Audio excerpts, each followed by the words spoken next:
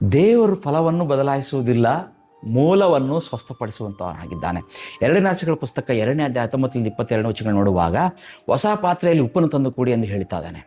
ನಂತರ ಆತನು ನೀರಿನ ಬುಗ್ಗೆಯ ಬಳಿಗೆ ಹೋಗಿ ಉಪ್ಪನ್ನು ಅಲ್ಲಿ ಹಾಕಿ, ಯೆಹೋವನು ಹೀಗೆ ಹೇಳುತ್ತಾನೆ, ನಾನು ಈ ನೀರನ್ನು ಸ್ವಸ್ಥಪಡಿಸಿದ್ದೇನೆ, ಇನ್ನು ಮುಂದೆ ಇದರಿಂದ ಮರಣವು ಬಂಜಿತನವು ಉಂಟಾಗುವುದಿಲ್ಲ ಎಂದು ಹೇಳ್ತಾ ಇದ್ದಾನೆ.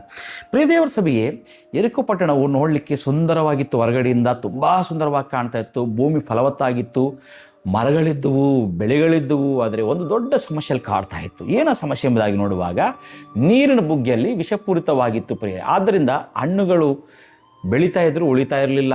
ಜೀವನ ಇದ್ದಂತೆಯೇ ಕಾಣ್ತಾ ಇತ್ತು, ಆದರೆ ಆಶೀರ್ವಾದದಲ್ಲಿ ಉಳಿತಾ ಇರಲಿಲ್ಲ. ಯಾಕೆಂದರೆ ಸಮಸ್ಯೆ ಫಲದಲ್ಲಿರಲಿಲ್ಲ, ಮೂಲದಲ್ಲಿತ್ತು. ಎಲೀಷನು ಏನು ಮಾಡಿದನು? ಆತನು ಒಳಗಳಿಗೆ ಹೋಗಿಲ್ಲ, ಮರಗಳನ್ನು ಆಶೀರ್ವಾದ ಮಾಡಿಲ್ಲ, ಹಣ್ಣುಗಳಿಗಾಗಿ ಪ್ರಾರ್ಥನೆ ಮಾಡಿಲ್ಲ. ಆತನು ನೇರವಾಗಿ ನೀರಿನ ಬುಗ್ಗೆ ಬಳಿಗೆ ಹೋಗ್ತಾ ಇದ್ದಾನೆ.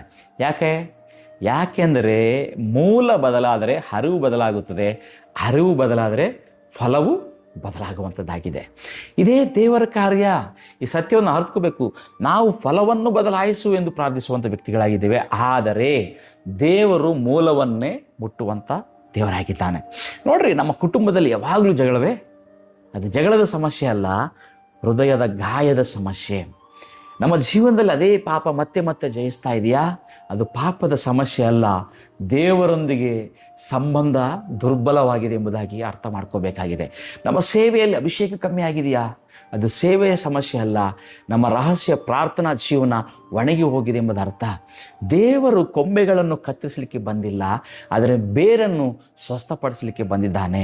ಪ್ರಿಯ ದೇವರ ಸಭೆಯ ಒಂದು ಚಿಕ್ಕ ಉದಾಹರಣೆ ನೋಡುವಾಗ, ಒಂದು ಮರದ ಎಲೆಗಳು ಒಂದು ವೇಳೆ ಒಣಗಿ ಹೋದರೆ ನಾವೆಲ್ಲ ಏನು ಮಾಡುವಂಥ ವ್ಯಕ್ತಿಗಳಾಗಿದ್ದೇವೆ? ಯಾರೂ ಸಹ ಪ್ರತಿಯೊಂದು ಎಲೆಗೆ ಹೋಗಿ ನೀರು ಹಾಕುವುದಿಲ್ಲರಿ, ಆದರೆ ಬೇರಿಗೆ ನೀರು ಹಾಕುವಂಥ ವ್ಯಕ್ತಿಗಳಾಗಿರ್ತೇವಲ್ಲ. ಎಲ್ಲರೂ ಗೊತ್ತಿದೆ ವಿಷಯ. ಯಾಕಂದರೆ ಬೇರು ಬದುಕಿದರೆ ಇಡೀ ಮರವು ಜೀವಿಸುವಂಥದ್ದಾಗಿದೆ. ಅದೇ ರೀತಿಯಲ್ಲಿ ಪವಿತ್ರಾತ್ಮನು ಸಹ ಇಂದು ನಮ್ಮನ್ನು, ನಮ್ಮ ಪರಿಸ್ಥಿತಿಯನ್ನು ಅಲ್ಲ, ನಮ್ಮ ಹೃದಯದ ಮೂಲವನ್ನು ಸ್ಪರ್ಶಿಸಲು ಆತನು ಬಯಸುವಂಥ ದೇವರಾಗಿದ್ದಾನೆ. ನೋಡ್ರಿ, ಬಹುಶಃ 1 ವರ್ಷಗಳಿಂದ ನೀನು ಒಂದೇ ಸಮಸ್ಯೆಯಿಂದ ಹೋರಾಡ್ತಿದೆಯಾ?